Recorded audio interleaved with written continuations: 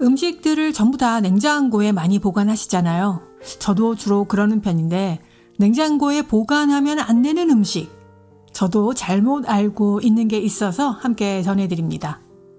고구마, 감자, 양파, 마늘도 실온에 보관하는 게 좋다고 해요. 특히 고구마요. 고구마를 냉장고에 보관하면 쉽게 썩는데, 그래서 박스 안에 신문지를 넓게 펴놓고 통풍이 잘 되는 곳에 보관하면 된다고 하고요. 감자도 그렇습니다. 감자는 생각보다 좀 까다로운데 감자를 찬 곳에 보관하면 녹말의 성분이 당으로 변해서 이 식감과 맛이 달라진다고 해요. 빛이 있으면 또 싹이 나고 그 싹에서 솔라닌이라는 독성도 생기고요. 또 하나는 마요네즈인데요. 마요네즈를 냉장 보관하게 되면은 기름이 따로 분리가 된다고 합니다. 식초, 식용유, 계란, 노른자로 이루어졌기 때문에 냉장고에 두게 되면 기름과 분리가 돼서요. 그냥 싱크대 아래쪽이나 약간 어둡고 서늘한 쪽에 보관하는 게 낫다고 하네요. 또 마늘입니다. 냉장고 습기를 흡수한다고 해요. 흡수에 약하기 때문에 싹이 나거나 곰팡이가 생길 수 있어서 안 좋다고 해요. 통마늘은 건조하고 서늘한 곳에 보관하는 게 좋겠습니다.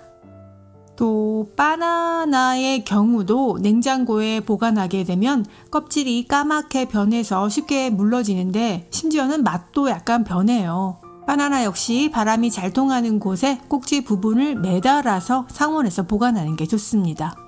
자, 빵도 그렇습니다. 빵 역시 냉장고에 넣으면 맛이 변하고요. 빵이 갖고 있는 수분이 마르기 때문에 맛과 식감이 모두 사라집니다.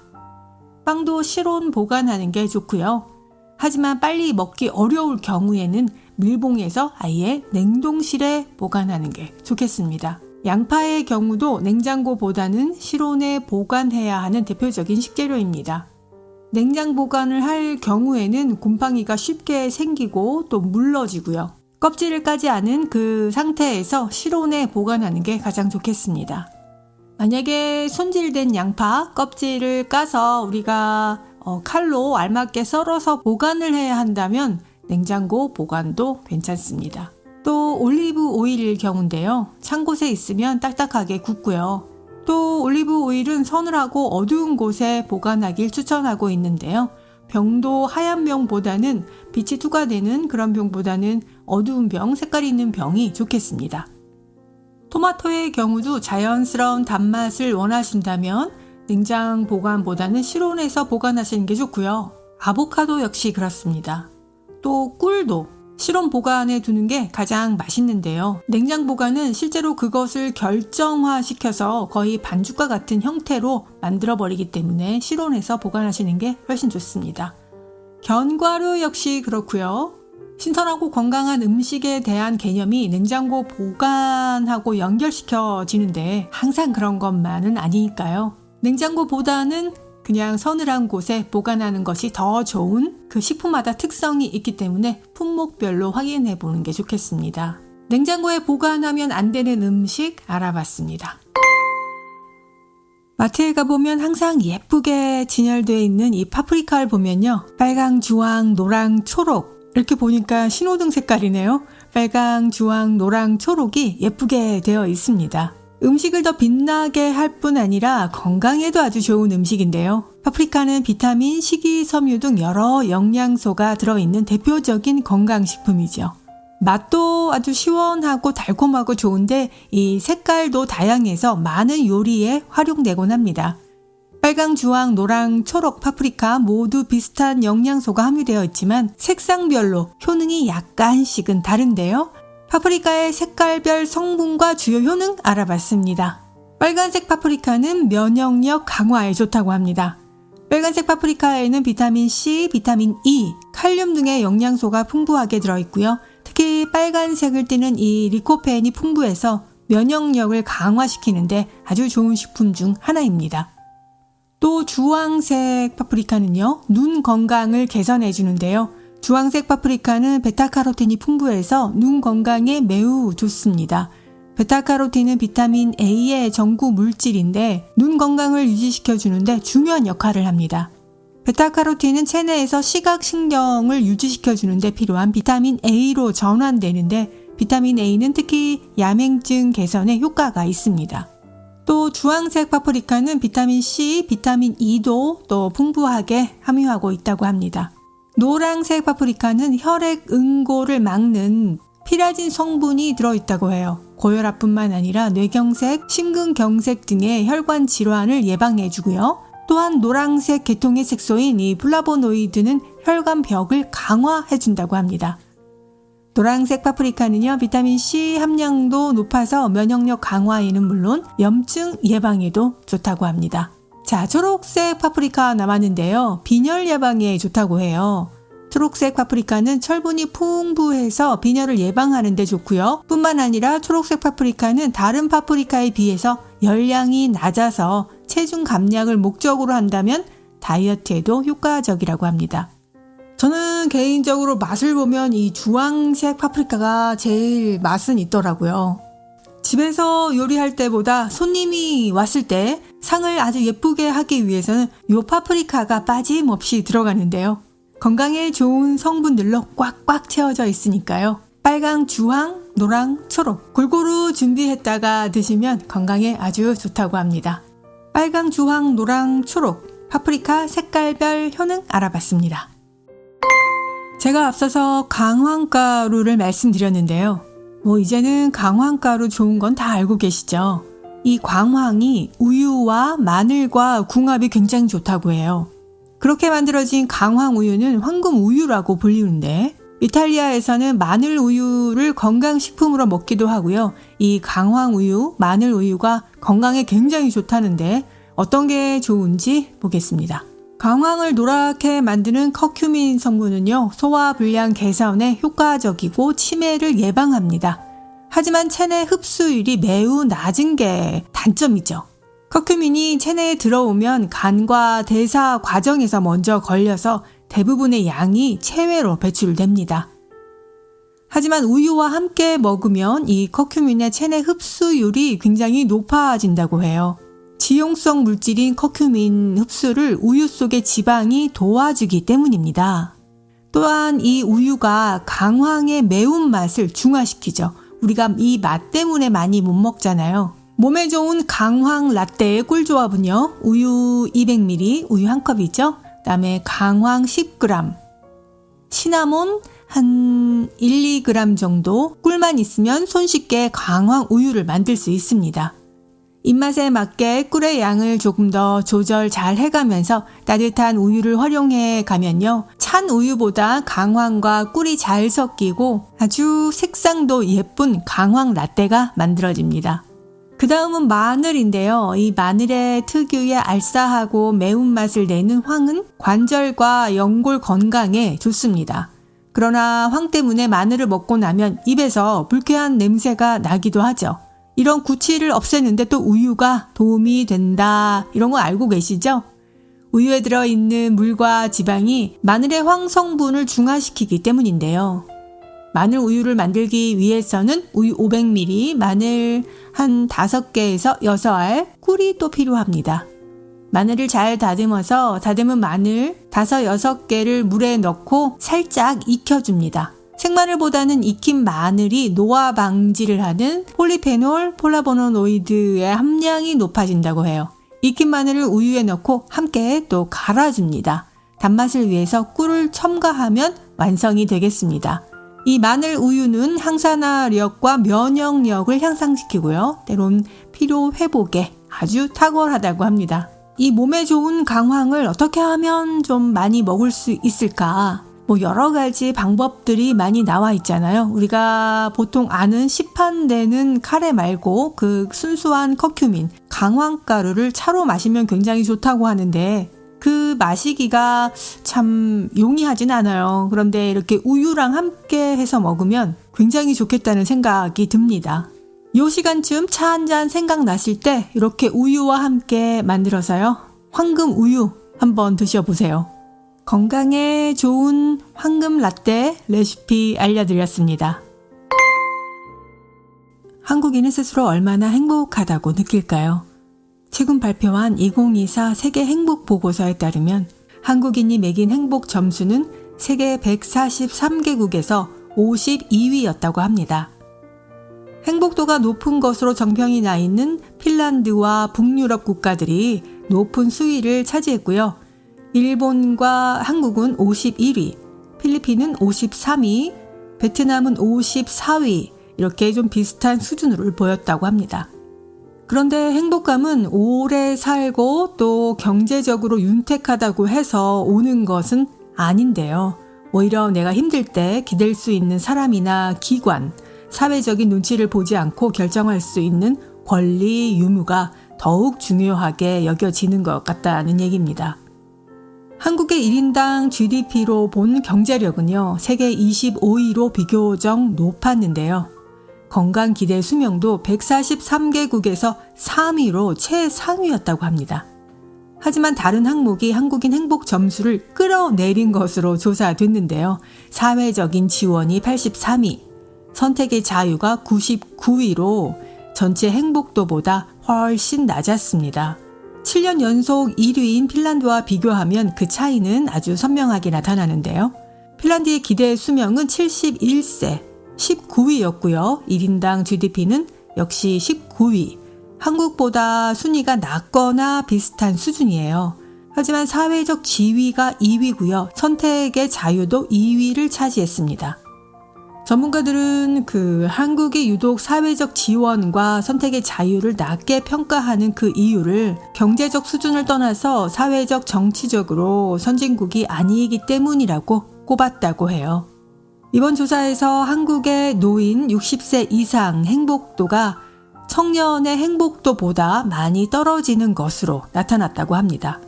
이에 반해서 일본의 노인은 36위, 청년은 73위, 노인이 훨씬 더 행복하다고 느끼고요. 미국의 경우도 청년보다는 노인이 훨씬 더 행복하다고 느끼는 격차가 크게 벌어졌다고 합니다. 이처럼 한국 노인이 행복감을 덜 느끼는 이유는 높은 노인의 빈곤율, 취약한 노후 대책 이런 것들이 복합적으로 작용했다고 해요. 노후 준비가 덜 된 상태에서 기대 수명이 보다 높다 보니까 노인의 빈곤 또 미래에 대한 불안 이런 것들이 그 노인의 행복에 부정적인 요인으로 작용하고 있는데요. 또 앞으로 자녀가 부모를 부양하던 그 과거의 전통을 기대하기는 어려워지고 있습니다. 그렇기 때문에 그 한국의 노인 행복도가 점점 더 떨어질 전망이라고 하고 있는데요. 그래도 미국은 훨씬 노인들이 청년보다 행복하다고 나와 있는데 이 기사를 보면서 여기에 보니까 노인 두 분이 부부가 요트 위에서 편안하게 이렇게 관광을 즐기고 있는 사진이 게시가 됐어요. 물론 경제적인 이유가 또 행복도를 좌우하는 것도 분명한 사실이지만 또 무엇보다 그 가족 구성원들이 같이 함께 있고 또 함께 건강하고 이런 것들도 많이 충분히 행복도의 좌우가 되지 않나 하는 생각을 해봅니다. 그런 거를 보면은 앞으로 혼자 할 수 있는 취미 생활이 굉장히 중요할 것 같은데요. 여러분이 행복도를 높이는 여러분만의 행복한 취미 생활 하나는 꼭 만드시길 바랍니다. 오래 살고 윤택한데 한국인은 왜 덜 행복할까 하는 기사였습니다. 빨래를 매일 하시는 분은 없을 거예요. 우리가 조금 빨래를 밀어놨다가 한꺼번에 하게 되는데 밀어놨던 수건 빨래, 수건이 젖어 있기 때문에 항상 좀 이게 마음에 걸렸는데요. 바쁜 평일에는 빨래할 시간이 없어서 주말에 몰아서 하는 경우에 시간을 단축하고자 수건을 일반 의류와 속옷과 한꺼번에 같이 돌리는 사람이 많죠. 저도 그랬는데요. 이게 위생적으로 좋지 않다고 합니다. 또 그뿐 아니라 수건의 수명을 단축시킨다고 합니다. 수건을 세탁할 때에는 다른 세탁물과 분리해서 단독으로 하는 게 좋다고 합니다. 수건에는 올이 많은 편인데 다른 빨래와 함께 세탁할 경우에 이 올 사이마다 다른 빨래의 먼지나 세균이 달라붙을 수가 있대요. 또 수건을 세탁할 때는 너무 많은 양의 섬유유연제를 사용하지 않는 게 좋다고 합니다. 섬유유연제가 수건의 흡수력을 떨어뜨린대요. 수건을 또 여러 번 말려서 쓰는 경우, 한 번만 쓰고 바로 세탁을 하는 경우, 수건은 단 한 번만 써도 세균이 쉽게 번식한다고 합니다. 수건으로 얼굴이나 몸을 닦으면 피부의 각질이나 세포, 피지, 각종 분비물이 수건에 묻는데, 더더군다나 화장실은 항상 물을 사용하고 있고 또 습도가 높잖아요. 사용한 수건을 화장실 문고리나 수건거리에 걸어 두게 되면 이제 미생물 번식이 활발해지는 거죠. 세균이나 곰팡이도 번식할 수 있기 때문에 그 수건을 그대로 한 번 더 사용할 때는 조금 주의가 필요하다고 합니다. 얼굴에 알 수 없는 트러블이 자꾸 일어난다면 이 점을 또 유의해 보면 좋겠네요. 화장실에 수건을 이렇게 걸치는 방법도 중요한데요. 수건을 접어서 걸쳐두거나 2-3장 이상의 수건을 겹쳐서 두면 습기가 더 많아지고요. 세균도 쉽게 번식합니다. 그래서 수건을 한 장씩 따로 걸어야 되겠죠. 세탁 건조 후에는 수건에서 냄새가 난다면 이미 수건에 세균이나 곰팡이가 많이 번식했다는 의미고요. 이럴 때는 세탁할 때 식초가 큰 도움이 되겠습니다. 식초는 강한 살균 효과가 있기 때문에 불쾌한 냄새를 잡는 원인, 이 세균을 억제할 수 있죠. 다만 식초에 옷감이 직접 닿으면 변색할 수 있기 때문에 물에 희석해서 사용해야 되겠습니다. 우리가 깨끗하다고 생각하는 이 세탁기 안도 항상 습기가 있기 때문에요. 세탁을 한 후에는 그 세탁기의 뚜껑이라고 하나요? 그 뚜껑을 열어두는 게 좋다고 해요. 그대로 닫아놓으면 그 안에서 계속 습기가 발생하기 때문에 빨래가 끝난 후에는 좀 안에를 그래도 환기를 시켜서 말려두는 게 좋다고 하니까요. 그거는 뭐 어렵지 않은 방법들이니까 그렇게 해보시면 좋을 것 같고, 특히 남성분들은 이 수건 사용하고 침대 위에 그 수건을 혹시나 걸쳐두시는 분은 없겠죠? 축축한 수건을 소파 위에나 침대 위에 올려두시는 거, 이건 진짜 주부들이 안 좋아하는 거예요. 봄이 되고 가을이 되면 봄 소풍, 가을 소풍이 떠오르듯이요. 요즘 또 여행을 계획하시는 분들이 많이 있습니다. 까다로운 한국인이 뽑은 여행지는 어디일까요? 스위스 정부 관광청은 서울에서 스위스 여행 박람회를 개최했는데요. 여론조사 기관에서 한국 여행자들이 가장 가고 싶어 하는 여행지 순위를 발표했습니다. 한국 여행자들이 평가한 해외 여행지 종합 만족도 27개국 가운데 가장 높은 점수를 받으면서 1위를 차지한 것은 바로 스위스입니다. 구체적으로 1위는 스위스고요. 2위는 스페인, 3위는 호주, 4위는 이탈리아, 5위는 뉴질랜드로 맑고 깨끗한 자연 경관이 특징인 것으로 분석됐습니다. 높은 물가임에도 청정한 이 자연과 또 쾌적한 환경이 만족도를 높이는 이유로 분석됐습니다. 최근에 스위스는 코로나 이후에 스위스 테이어블을 방향성으로 설정하고요. 이 다음 세대에도 물려줄 수 있는 지속 가능한 관광을 목표로 하고 있습니다. 자연 경관을 훼손하지 않고 또 자원으로 활용하는 그 모습에 한국인들이 큰 호응을 보인 거죠. 그렇다면 한국인이 방문하기 좋은 천연 경관의 그 스위스 여행지는 어떤 곳이 있을까요? 디즈니 애니메이션 인어공주는 육지에 사는 에릭 왕자를 사랑해서 물에서 육지로 올라가죠. 에릭 왕자가 살던 성은 스위스 제네바 호수에 있는 시옹성을 배경으로 했습니다. 중세시대의 아주 고고하고 아름다운 건축물인데요. 근처로는 몽뚜레 시내로 가는 길이 있고요. 레만 호수 뷰를 만끽하고 몽뚜레를 관광하는 것을 추천하고 있습니다. 이 몽뚜레는 세계적인 재즈 페스티벌이 열리는 장소로도 유명하죠. 또 스위스 하면 떠오르는 음식들이 있는데요. 역시나 특산품은 치즈입니다. 스위스에서 치즈 하면 떠오르는 곳은 바로 스위스 프리브리주에 위치하고 있습니다. 신선한 우유가 나오는 곳이죠. 이런 특징 덕분에 이 스위스 맛집을 찾는 한국 관광객들은 그 지역을 방문해서 치즈 퐁듀를 많이 먹는다고 해요. 사실 이 치즈뿐 아니라 초콜릿집 맛집도 유명한 집들이 있고요. 이 초콜릿 공장을 가기도 하고 해외로 수출되지 않는 그 로컬의 초콜릿 집들이 많이 또 있다고 합니다. 또 한국인에게 가장 유명한 스위스 동화를 말해보라고 하면은 아마 대부분 알프스 소녀 하이디를 떠오르지 않을까 하는데요. 넓고 푸른 초원에 자리 잡고 있는 아주 목가적이고 평화로운 그 조그만한 마을. 그림 엽서나 그 풍경화에 많이 나오는, 달력에 많이 나오는 그런 풍경이죠. 평화로운 시골 마을을 트레킹하면서 올라가고요. 또 시골 농가에서 볼 수 있는 말이나 소, 염소, 아주 평화롭게 뛰노는 그런 광경들도 동화 속 풍경을 고스란히 옮겨놓은 듯이 아름답고 친근함을 자아낸다고 합니다. 달력이나 엽서에서 많이 봤기 때문에 마치 가보지는 않았지만 그림이 이렇게 연상이 되잖아요. 하이디가 살았던 그 오두막집과 하이디 친구 피터 집과 피터가 키우는 염소, 이런 닭들도 구경이 가능하다고 합니다. 여러분들도 이제 여행을 계획하시고 또 여행지를 고르고 있으신 분도 있을 텐데요. 사실 이 여행은 아주 근사한 호텔이나 멀리 비행기를 타고 가야만 여행은 아닌 것 같아요. 우리가 사는 이 곳도 저 멀리 사는 누군가에게는 또 비행기를 타고 와야 되는 장소고요. 또 근사한 여행지가 되잖아요. 매일매일 여행지처럼 이렇게 또 사진도 찍어보고 평소에 보지 못하고 지나쳤던 그런 환경들, 자연 환경들도 보면 아주 근사한 여행, 부럽지 않은 또 하나의 추억이 되지 않을까 하는 생각입니다. 스위스는 저도 가보고 싶네요. 우리를 행복하게 만드는 이 행복 호르몬들은 우리 스스로 잘 분비하도록 만들어졌는데요.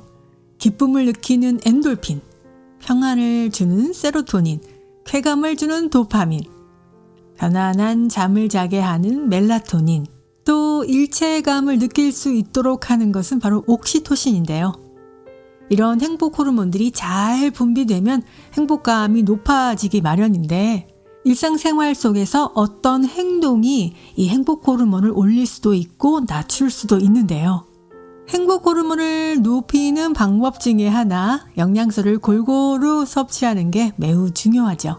어떤 음식을 먹으면 기분이 또 배는 부른데 기분이 또 급격하게 나빠지기도 하고, 어떤 음식을 먹으면 사실 기분이 좋아지고 하는 거, 그거는 음식에서 확실히 좀 느낄 수 있는 것 같아요.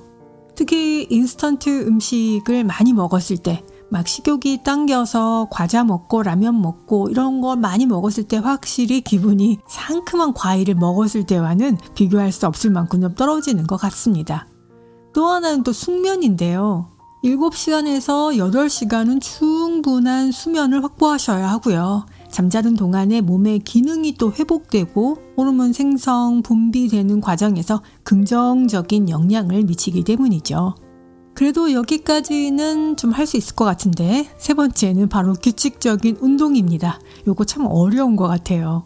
하지만 그 운동을 꾸준하게 실천하시는 분들은 확실하게 운동을 시작한 이후에 기분과 건강의 변화를 확실하게 느낀다라고 말하고 있는 거 보면은 확실히 그 몸을 움직이고 적극적으로 햇볕을 좀 쐬고 하는 게 행복의 호르몬과 직접적인 연관이 있는 거는 분명한 것 같아요.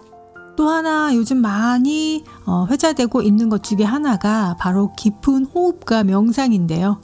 숨을 천천히 깊게 들이마시고 또 내쉬는 이 깊은 호흡이요. 이 생각을 비우는 명상은 모두 그 세로토닌의 분비량을 늘린다고 합니다. 4초 동안 숨을 들이마시고요. 7초간 멈춘 뒤에 8초 동안 입으로 숨을 내쉬는 그런 478 호흡법 아주 좋다고 해요. 저는 예쁜 잔에 이렇게 좀 커피를 마시거나 차를 마시면서 그 기분을 느낀다고 말씀드렸는데, 또 반신욕을 하거나 음악을 듣거나 집 앞에 산책을 한다거나, 아니면 요즘에 또 식물 키우시는 거 좋아하시는 분 많잖아요. 이런 식물들을 또 물을 주고 이렇게 가꾸어 주는 거, 또 좋아하는 좋은 향기가 나는 향수를 좀 뿌려주는 거, 이런 작은 게 우리가 일상 속에서 행복을 조금 더 높이는 방법이 아닐까 하는 생각을 해봅니다. 제가 행복 호르몬에 대해서 계속 얘기를 하고 있는데요. 또 여러분은 이러실 것 같아요. 아니, 행복할 일이 있어야 행복하지. 뭐 그런 작은 것들을 한다고 행복이 오나? 이러실 것 같은데, 이런 말도 있잖아요. 행복해서 웃는 게 아니라 웃어서 행복한 거다. 행복하다고 느끼는 것도 이거는 긍정적인 습관인 것 같아요. 우리가 일상생활에서 또 대화에서 종종 다른 사람이 웃으면 따라 웃게 되는 경험을 하잖아요. TV 시트콤에서 재미있는 장면에서 이 녹음된 웃음소리를 TV 프로그램에 삽입을 시키잖아요. 이것도 요런 이치라고 합니다. 웃음이 전염되고요. 생활 습관이라는 거죠. 자주 많이 웃는 게 또 만병의 치료제라는 말이 실제로도 효과가 있다고 합니다. 18년 동안 웃음의 의학적인 효과를 연구해온 미국의 리버티 박사는요. 웃음을 터뜨리는 사람들에게서 피를 뽑아서 분석해보면 암을 일으키는 종양세포를 공격하는 킬러세포가 많이 생성돼 있음을 알 수 있다고 해요. 하루에 15초 웃으면 이틀을 더 산다. 이게 거짓말 같지만 사실이랍니다. 인디애나주 메모리얼 병원에서 조사한 결과 하루 15초씩 웃으면 수명이 정말로 15초씩 연장되는 것으로 밝혀졌고요. 존스 홉킨스 병원이 환자들에게 나누어지는 정신건강이라는 이 책자에서 웃음은 내적인 조깅이다 라는 이 서양 속담을 인용해서 웃음은 순환기를 깨끗하게 하고요. 소화기관을 자극하고 혈압을 내려준다 이렇게 소개하고 있습니다. 자, 우리가 억지 웃음도 효과가 있다고 하니까요. 행복을 적극적으로, 웃음을 적극적으로 이렇게 해보는 게 좋겠습니다. 행복해서 웃는 게 아니라 웃어서 행복한 것이다. 여러분 행복하세요. 레이나만이었습니다.